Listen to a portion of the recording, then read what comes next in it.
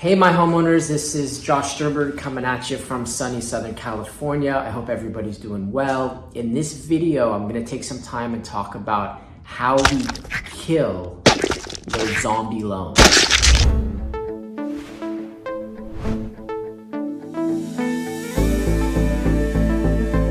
First off, let's rehash what a zombie loan is.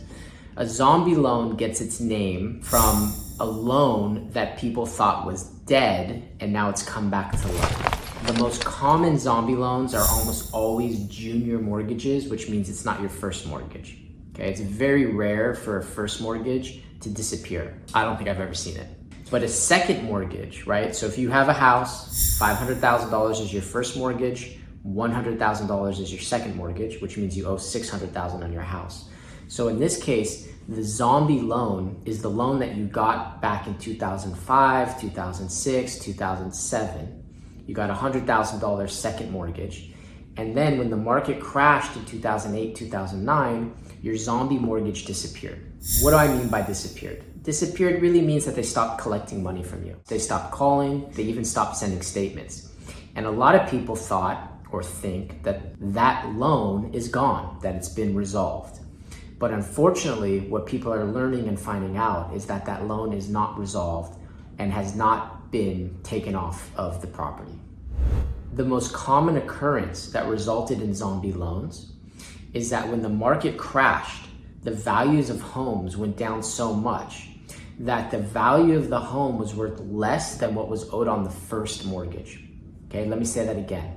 The value of the home is less than what was owed on the first mortgage.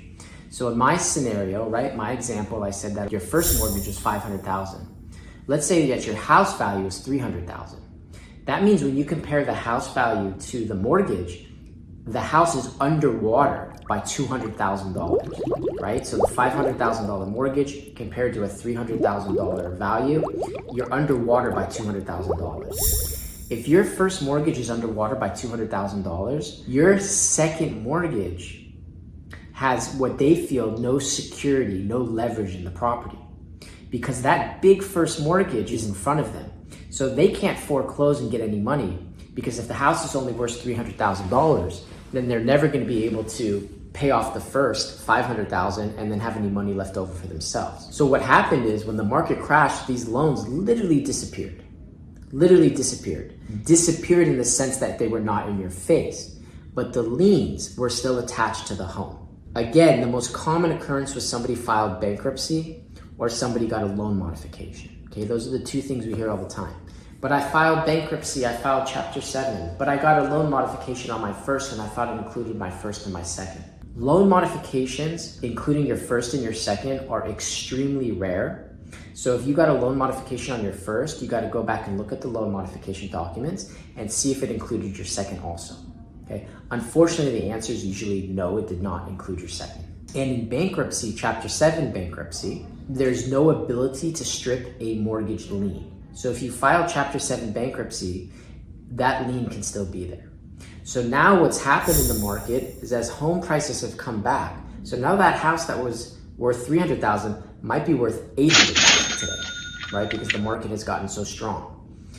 The second mortgages are waking up just like zombies from the dead, and they're coming after homeowners.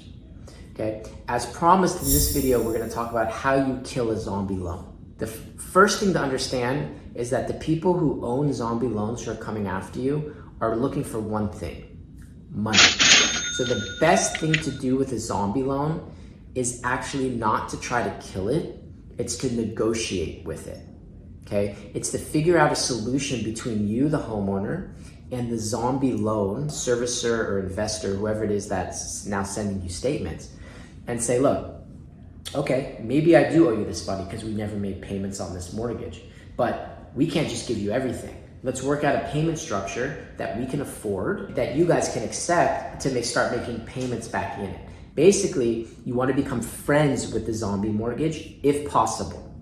Unfortunately, that's not always possible. So if you can't become friends and negotiate with a zombie mortgage, the second thing you should try to do is see if it's something that can be resolved in bankruptcy. Resolving it in bankruptcy depends on whether or not the loan has matured or if the loan is still within the term of it. Okay, matured means, let's say that the last date of payment was supposed to be 2022 because you got the loan in 2007, it was a 15-year mortgage. If the loan is matured, you can use the bankruptcy to pay off the whole loan. It might be expensive, but those are ways that you can resolve it. Okay, if the loan has not matured, then the bankruptcy is going to be a little bit different because you're going to be looking at making payments towards the arrears plus making your normal mortgage payment again. Okay, so let me say that again. If the zombie mortgage has not matured, let's say it was a 30-year loan, so from 2007 to 2037, in a bankruptcy, you have to make your payments towards the arrears, plus you have to start making your normal monthly mortgage payment.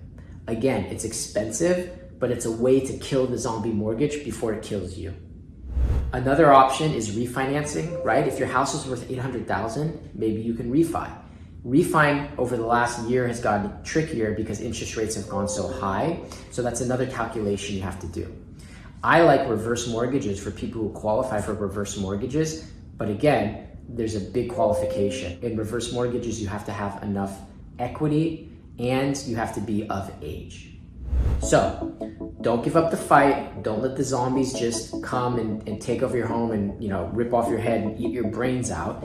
You have to think it through. You have to talk to a real estate professional, okay? My name is Josh Sternberg with Sternberg Law Group. I hope that this video helps all the homeowners out there. Thank you so much.